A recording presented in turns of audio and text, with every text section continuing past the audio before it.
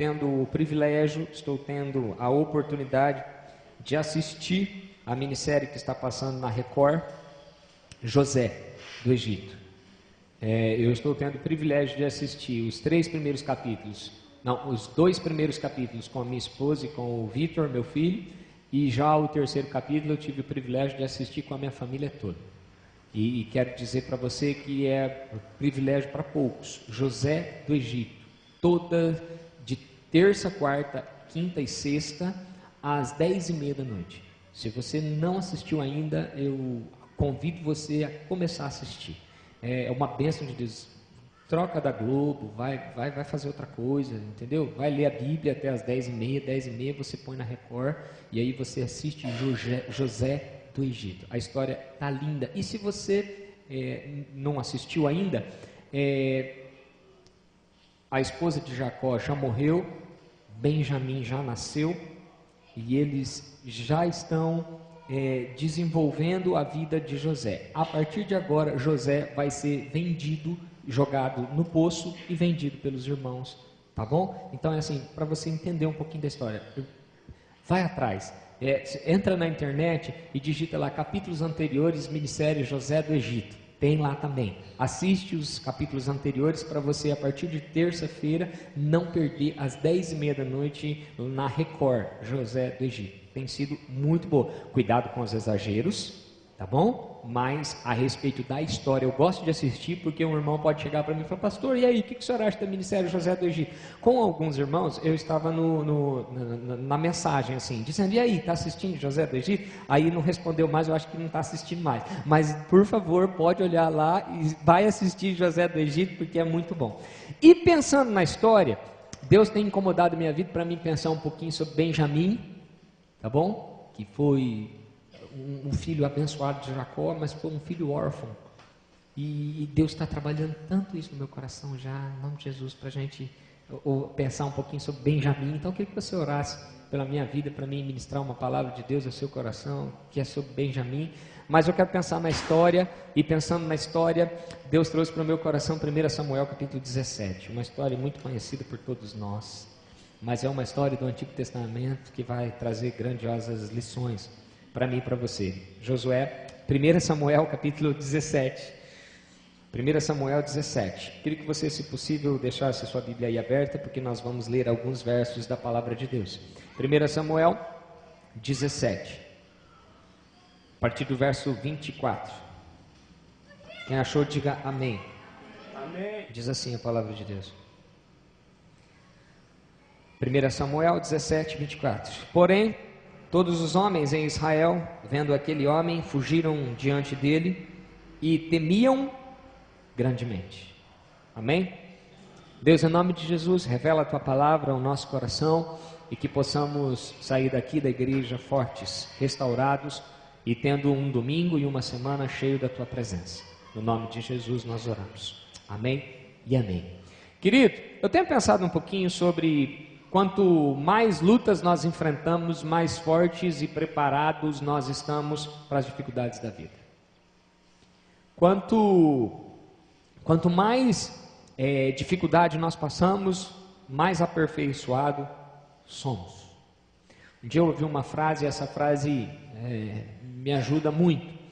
A frase é mais ou menos o seguinte: nessa vida o importante não é o quanto você consegue bater, mas sim o quanto você está firme para aguentar apanhar.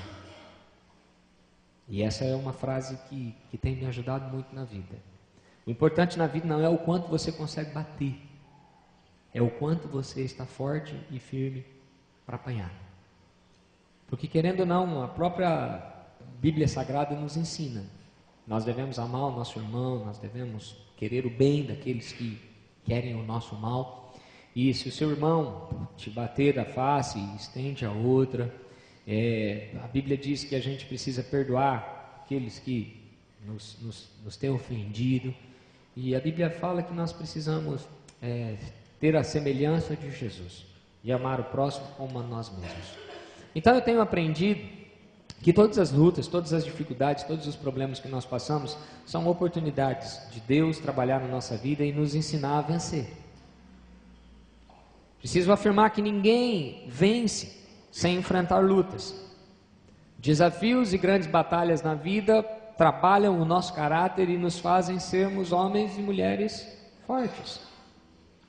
Por isso, quando eu e você enfrentamos uma luta, enfrentamos um problema, nós não estamos sozinhos. Nós temos aquele que nos fortalece, aquele que nos ajuda. E nessa manhã eu pergunto ao seu coração: está enfrentando alguma luta, querido? Está enfrentando algum problema? Está enfrentando alguma dificuldade? Está passando por um problema? A Bíblia diz que, porém, todos os homens em Israel, vendo aquele homem, fugiam dele e temiam grandemente. A sua luta, o seu problema, a sua dificuldade tem te feito fugir? Tem te feito correr? Ou a minha pergunta para você é: tem encarado o seu problema de frente ou tem fugido dele? Nós conhecemos pessoas que mudam de igreja, nós conhecemos pessoas que trocam de pastor, nós conhecemos pessoas que ficam pulando e pulando e pulando e pulando e pulando e pulando. A minha pergunta é: até quando essas pessoas vão pular? Porque se nós não resolvermos os problemas, se nós não encararmos os problemas de frente, nós sempre estaremos levando o problema conosco. Nós sempre estaremos adiando a resolução do nosso problema. E a palavra de Deus nos ensina a nos tornarmos homens fortes e mulheres fortes, a não jogarmos o nosso problema para frente, a resolvermos os nossos problemas, a encarar os nossos problemas, olhar para ele com os olhos de Deus. Porque na maioria das vezes nós sempre aumentamos os nossos problemas, nós sempre aumentamos as nossas dificuldades. Você conhece alguém que diz assim: o meu problema é tão grande que quando você conversa com ele, você vê que o problema dele é pequenininho e ele que está aumentando?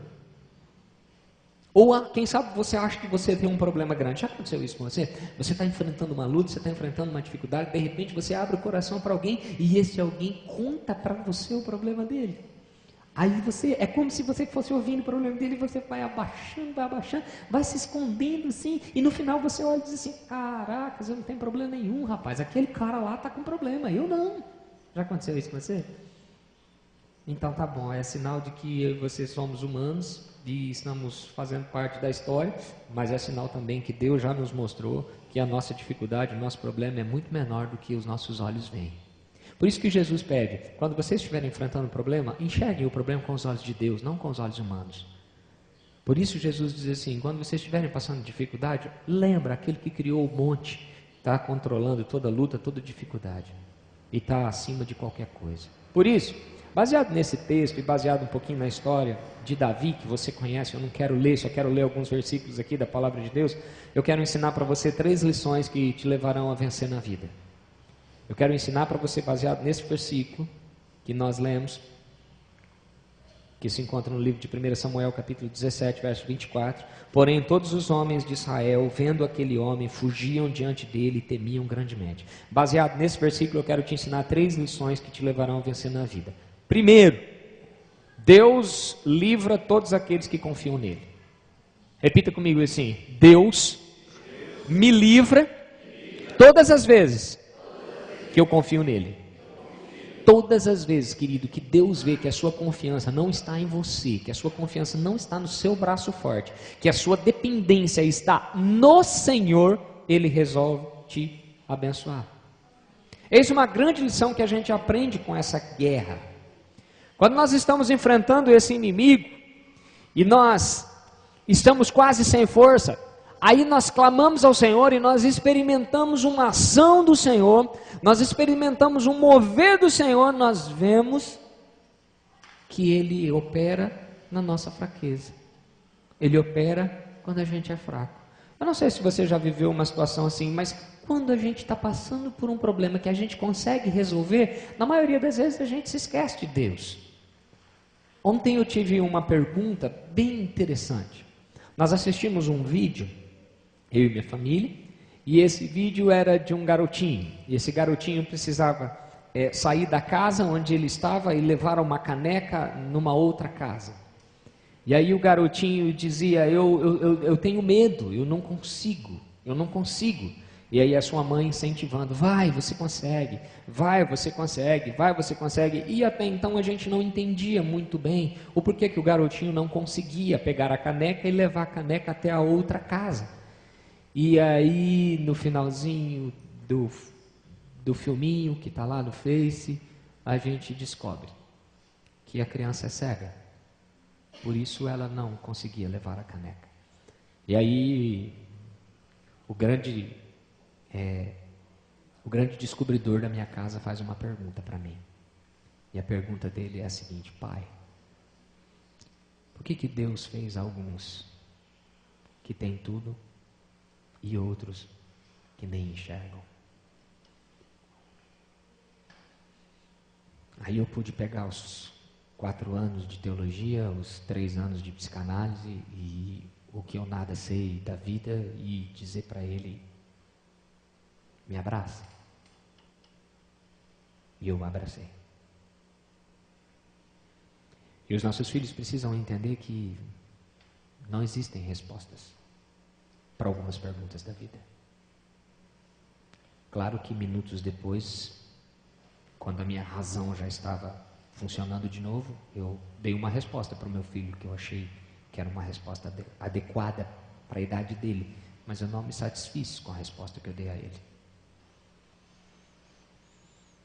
Agora a minha pergunta para você nessa manhã, querido, é: o quanta coisa Deus tem feito na nossa vida que nos levam a enfrentar as dificuldades, que nos levam a enfrentar o problema, para Deus trabalhar no nosso caráter, para Deus trabalhar na nossa vida. O final do vídeo que a gente assistiu foi: filhos, deem valor na vida. A gente pode enxergar, a gente tem de tudo. Você tem uma boa casa, você tem uma boa família, você tem um bom carro, você tem um bom trabalho. E às vezes as nossas lutas nos levam para longe de Deus, nos afastam de Deus. Se você está com a Bíblia aberta, eu quero ler com você o verso 34 desse texto agora, de Samuel 17. A gente vai trabalhar baseado nesse capítulo, de 1 Samuel, capítulo 17. Agora o versículo 34 desse texto ainda vai nos ensinar algumas coisas. Então disse Davi a Saul: o teu servo apacentava as ovelhas de seu pai, e quando vinha um leão e um urso, tomavam uma ovelha do rebanho, eu saí após ele e o feria, e livrava da sua boca. E quando ele se levanta contra mim, lançava-lhe mão na barba, e o feria, e o matava. Assim feria o teu servo o leão como o urso, assim será este incircunciso filisteu como um deles. Portanto, afrontou o Deus dos exércitos. Amém, queridos? Sabe o que eu quero dizer para você, querido? Deus nos livra e Deus livra todos aqueles que confiam nele. O que Davi estava dizendo para Saul? Davi estava dizendo assim: Saul, antes de me enfrentar o gigante Golias, eu apacentava ovelhas. E quando eu apacentava ovelhas, eu tinha luta com o leão. E quando o leão vinha para roubar as ovelhinhas, eu grudava na barba dele e eu o matava. Quando um urso vinha para roubar as ovelhinhas, eu lutava com o urso e eu prevalecia contra o urso. Saul, creia, da mesma maneira, esse incircunciso será destruído como um urso e como um leão. O que isso quer nos ensinar? Deus nos livra todas as vezes que Ele vê que a nossa confiança está nele. Você acha que Davi enfrentou Golias do dia para a noite? Você acha que essa foi apenas a grande dificuldade de Davi? Não, Davi foi preparado. Davi foi pastor não por acaso, mas lá quando ele estava no deserto, cuidando das ovelhinhas, na vida pacata, de repente um leão se levantava. E às vezes, querido, tem se levantado um leão contra você, e você precisa grudar na barba dele e o destruir, para a glória do nome de Jesus. Às vezes um urso está se levantando contra você. O urso é o meio de Deus preparar você para quando Golias chegar, você está pronto. O urso é a dificuldade, porque pode ser que venha uma dificuldade maior ainda e você vai estar pronto para enfrentá-la. Davi passou por lutas antes de enfrentar o gigante Golias. Um dia ele enfrentava um leão, outro dia ele enfrentava um urso, e quando chegou o dia do Golias, ele estava pronto. Bate no peito assim. E para você mesmo, diga assim: eu estou pronto. Eu estou pronto. Eu estou pronto. Eu tenho um menino em casa, e é gostoso falar das experiências que a gente tem em casa. Eu tenho um menino em casa que ele sonha em crescer logo. Ele sonha em crescer logo. Primeiro para conseguir ganhar do pai no futebol, depois para conseguir ser mais forte que o pai. Entendeu? Ontem a gente estava brincando lá de disputa de pênalti, né? E aí, rapaz, é gostoso demais ver a vontade que ele tem de ganhar, entendeu? É bonito demais. E aí, quando você vai brincando, né? Ele até achou, ele sim, falou, vai dar. Aí eu olhei e falei assim, rapaz, ele só tem 12 anos, não dá não, né? Falei, deixa eu dar uma batidinha mais forte assim, né, Guilherme? Aí a gente foi lá e tal. Mas veja bem, ontem eu olhei para ele e disse assim, ei filhão, aproveita para perder, porque daqui uns dias o pai não vai conseguir ganhar mais. Aí eu olhei para ele e falei assim, eu vou aproveitar para ganhar, porque daqui uns dias eu vou perder. Mas eu quero dizer para você uma coisa, as brincadeiras nossas têm sido a escola que tem me ensinado para enfrentar os gigantes da vida. Perder para o pai numa disputinha de pênalti é a preparação para enfrentar as lutas grandes na vida e saber que na vida vai perder e vai ganhar. E o grande segredo do homem de sucesso é quando ele não desiste na derrota. É quando ele sabe que perdeu, mas ele pode continuar, porque na hora certa ele vai vencer, para a glória do nome de Jesus Cristo. Consegue entender isso? Por isso, querido, 3 grandes lições que eu quero te ensinar nessa manhã. A primeira, Deus livra todos aqueles que confiam nele. Quando vinha o leão, quando vinha o urso e quando veio Golias, Davi confiava no Senhor. Está passando por uma luta financeira, confia no Senhor. O leão te pegou? Ainda bem que não, né? Mas se o urso vier te pegar, em nome de Jesus, confia no Senhor. Quando Golias se levantar, Deus vai olhar para você e vai te abençoar, para a glória do nome de Jesus Cristo, amém? Confia no Senhor? Você confia? Confia que esse domingo será um domingo abençoado, cheio de vitória, amém? A segunda coisa que eu quero te ensinar nessa manhã, a segunda lição, é entender que todas as nossas lutas, todos os nossos problemas nos fazem entender que eu não posso dar ouvido às palavras de pessoas que querem me destruir. A tendência do ser humano é olhar o problema. A tendência do ser humano é olhar as dificuldades. A tendência do ser humano é olhar para as lutas. E se você está aberto aí comigo, no livro de 1 Samuel, capítulo 17, eu quero que você leia comigo agora o versículo 28. Davi disse assim, eu vou enfrentar o gigante, deixa esse circunciso comigo.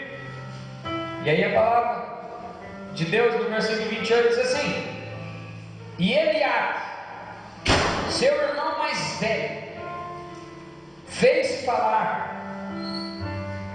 E quando Davi disse, acendeu-se a ira de Eliabe contra Davi. E ele disse, por que descestes aqui, Davi? Deixastes as ovelhas no deserto? Bem conheço a tua presunção e a maldade do teu coração, que desceste para ver a peleja. Então disse Davi, o que eu te fiz agora? Porventura não tenho razão nisso que eu vou dizer?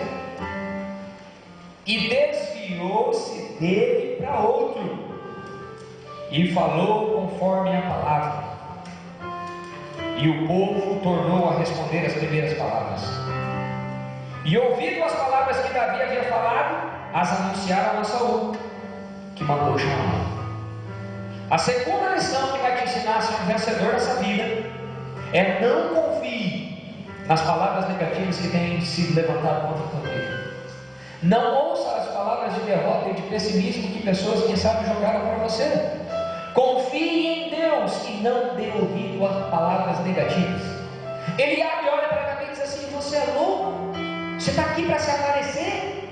Você está aqui para ver o show? Você está aqui para ver a guerra? Você deixou as ovelhas sozinho no pasto? O que você está fazendo aqui, Davi? Irmão, na maioria das vezes, quando você estiver enfrentando um problema, quando você estiver enfrentando uma luta, você vai estar sozinho. E se chegar alguém ainda vai olhar para você e vai dizer assim: tu tá mal, hein? Não vai dar. Não tem jeito.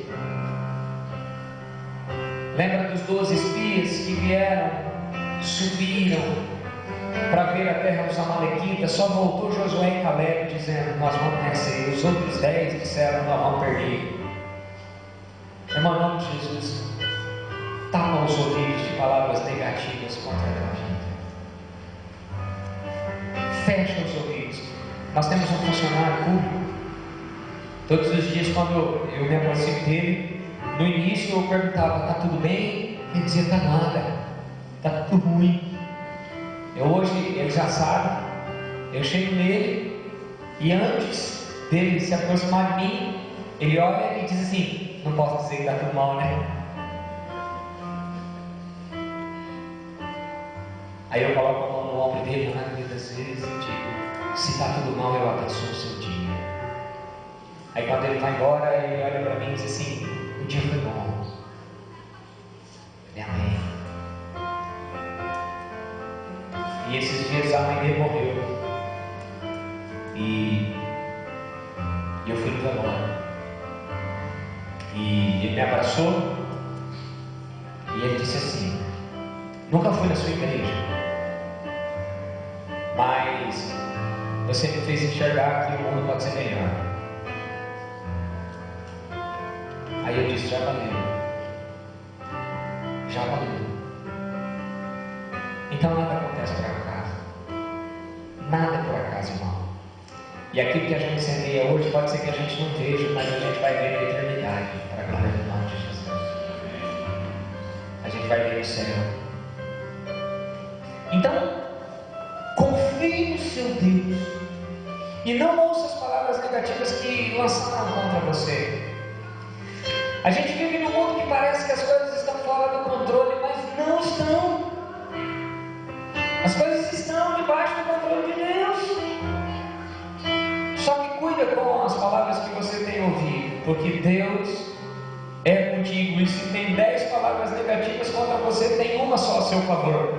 Mas essa uma palavra a seu favor foi liberada pelo Senhor dos Exércitos, o Deus de Israel. Se Davi tivesse ouvido a palavra do irmão dele, Golias estaria até hoje desafiando os israelitas. E é engraçado que esse texto me mostra duas coisas. Primeiro, a palavra de afronta, a palavra negativa, não veio de quem estava de longe. Consegue enxergar isso no texto? A palavra negativa, a palavra de pessimismo, a palavra de negação, veio de alguém da família de Davi. Era seu irmão. Também quero mostrar para você mais uma coisa. Davi não reclama do irmão. Davi não diz assim: meu irmão está louco, meu irmão não sei o que. Davi não. Davi simplesmente muda a direção. Então, ninguém suporta estar do lado de alguém que só vê problema. Então, Davi, quando vê que o seu irmão estava dizendo: não vai dar, o que você quer? Davi vai do lado daquele que diz: vai, Davi, vai que você consegue. Vai, Davi. E nessa vida tem sempre aquele que é negativo, que diz assim: não vai dar, você não consegue. Tem aquele que está lá atrás dizendo assim: vai Davi, mas ele não vai de jeito nenhum. Mas ele está lá atrás de você dizendo assim: vai Davi, vai Davi, vai Davi. E tem alguém com Davi que vai e faz. Então nessa vida tem 3 espaços para você. Ou você é o irmão de Davi dizendo que não dá, ou você é aquele que está atrás incentivando e dizendo: vai Davi. Ou você é Davi, meu irmão, que mete a mão no arado e vai, confiando em Deus, e Ele vai abrindo as dificuldades que estão na sua frente. Primeira coisa que vai fazer você vencer na vida, baseada na história de Davi: confie no Deus que criou o céu, a terra e o mar. Quando Deus vê que a sua confiança não está em você, que a sua confiança está em Deus, Ele te ajuda. Ele manda um leão, Ele manda um urso, te preparando para quando você enfrentar o gigante, você está pronto, para a glória do nome de Jesus. Então, as pedrinhas que você tropeçou foram uma forma de Deus preparar você para tropeçar naquele tijolo grande, e você está firme e você está forte. Segundo, não ouça as palavras negativas que se levantam contra você. Creia que maior é o que está em nós do que o que está no mundo. E a terceira e última lição, para a gente encerrar, está no versículo 46 de 1 Samuel 17. 1 Samuel 17, 46. Diz assim a palavra do Senhor: hoje mesmo o Senhor te entregará na minha mão, e ferir-te-ei, e tirar-te-ei a cabeça, e os corpos do arraial dos filisteus darei hoje mesmo às aves dos céus e às feras da terra, e toda a terra saberá que há Deus em Israel. Amém, queridos? Deus governa sobre terra e céu. Sabe essa palavra? O mundo está perdido. Salve-se quem puder. Essa é uma palavra mentirosa, irmão. Deus está no controle de todas as coisas. Se você confiar, tapar os seus ouvidos para palavras negativas e manter os seus olhos firmes no autor e consumador do céu e da terra, eu e você seremos homens e mulheres vitoriosos. Parece que o nosso mundo está fora do controle. Parece que a gente só tem luta, parece que a gente só tem problema. Mas não é verdade. Nós temos o Deus de Israel, que da mesma maneira com que levantava e trazia leão e urso, tem colocado as lutas e as dificuldades na nossa frente, não para nos destruir, não para nos matar, mas para trabalhar, para fazer a gente confiar e esperar no Senhor, para a gente continuar caminhando. Querido, Deus está no governo de todas as coisas. Devido à opressão e à guerra e ao sofrimento, o povo começou a pensar que Deus havia abandonado Israel. Até que Davi se levanta e se lembra que o Deus de Israel estava com ele. Nessa manhã, se levante e lembre-se: o Deus de Israel não te abandonou. O Deus de Israel está contigo. Ele age quando Ele vê que a sua confiança está em Deus. Enquanto Ele vê que a sua confiança está em você, Ele não vai agir. Mas Ele age quando Ele vê que a sua confiança está em Deus. Ele age quando você tapa os ouvidos para palavras negativas e de afronta que se fizerem contra você. Quando isso acontecer, chega o seu dia. O dia de ser abençoado, o dia da vitória, o dia do milagre, o dia de ver Deus operando e abençoando a sua vida. Quando Israel viu a cabeça do gigante Golias destruída, cortada no meio de Israel, eu acredito que Davi vai para frente da batalha, pega a cabeça do gigante. É que mudou que não tem cabeça, não ia pegar a cabeça dele assim, ia levantar a cabeça dele assim. Davi pega a cabeça do gigante, expõe para todo mundo no arraial e diz assim: ele mandou o urso e eu o destruí. Ele mandou o leão e eu também o destruí. Ele mandou o gigante e eu também o destruí. não na minha força, mas porque eu confiei nele, porque eu não ouvi as palavras negativas que vocês disseram a meu respeito, mas porque a minha confiança e a minha esperança estava no nome dele. O Deus de Israel não está morto. O Deus de Israel está no controle de todas as coisas, e Ele está no controle da sua vida nessa manhã, para a glória de Jesus.